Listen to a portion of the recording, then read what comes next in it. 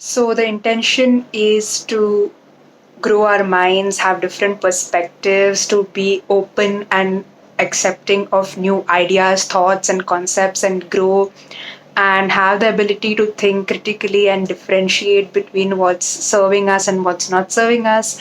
All of this. And guess what is the main problem? How social media works. Hello and welcome back to my channel. This is Samyukta Nair if you're new here. And here we talk about personal development, spirituality, growth, and all that jazz. And now with this video, I'm opening up the realm to anything and everything, and you'll know why. So because so this idea first came into my consciousness or my mind by after seeing the Netflix documentary Social Dilemma. So it talks about how these social media giants collect all kinds of information about us and use their recommendation all algorithms to recommend content to us.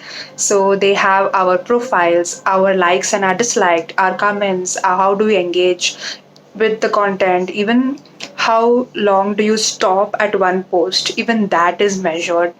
And that is one type of filtering, and the other could be people who are similar to you, who have similar watch history to you, so they show the same kind of content to the same group of people.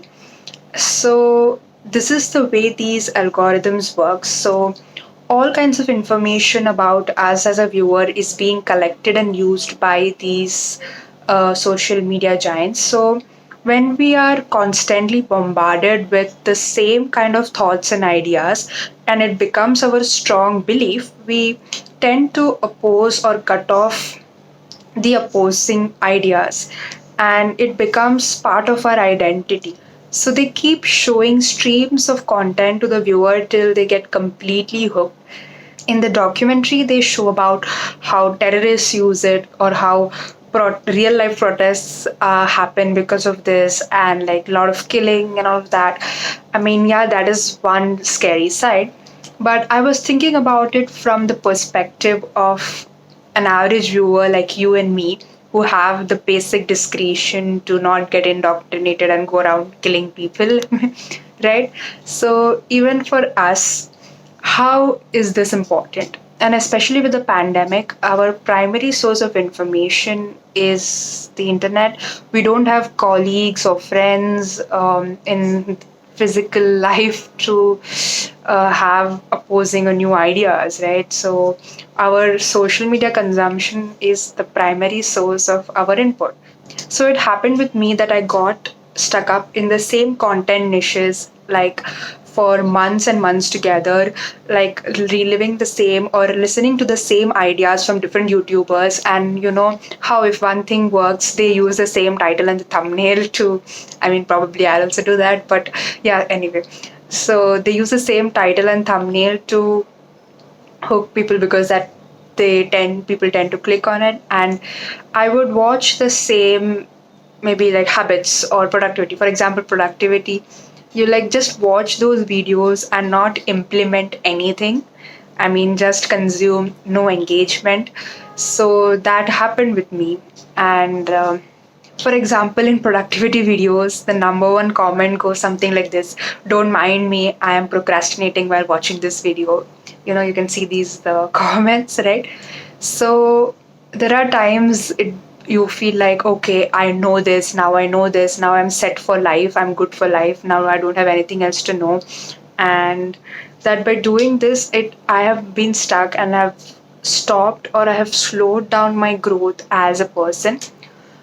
So the main question for this video is that, like, even if you're watching content for to grow as a person or for your work to keep up with the latest trends, if the algorithms are built in a way to show you the similar kind of content or the kind of content that people similar to you are watching, how do you ensure that you keep yourself exposed or expose yourself to new ideas and thoughts and concepts that are necessary for you to grow? Yeah, how do we do that? So Yeah, I think the first step is awareness. So the number one thing for me was creating this channel. So if I thought about making videos on the topics that I've been watching, uh, it seemed really boring. Okay, like I realized that I was watching the same ideas 1,000 times. So yeah, so creation, the process of creation, creating anything, I think it opens your mind to look at things from different perspectives. It forces you to do that.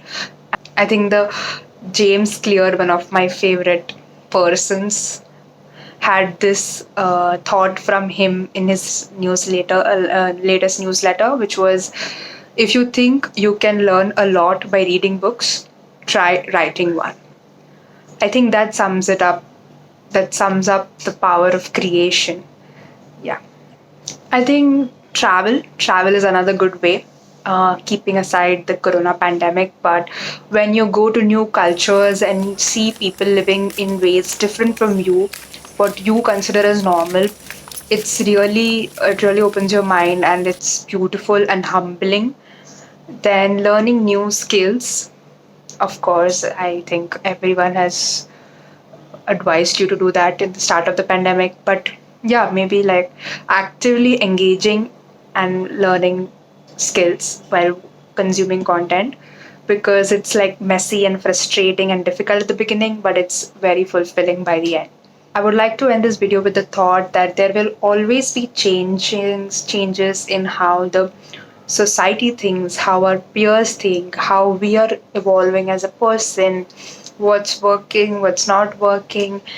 And I think the only way to remain competent and adapt is to be a lifelong learner and sharer of knowledge and expose ourselves to new perspective and ideas and concepts deliberately if social media is not allowing you to. Yeah. So yeah, kudos to all us lifelong learners. So if you found value in this video, please like, share, subscribe, and let me know in the comments if you have faced this or what are your thoughts on this. And I would love to know them. And yeah, thank you for watching. Bye.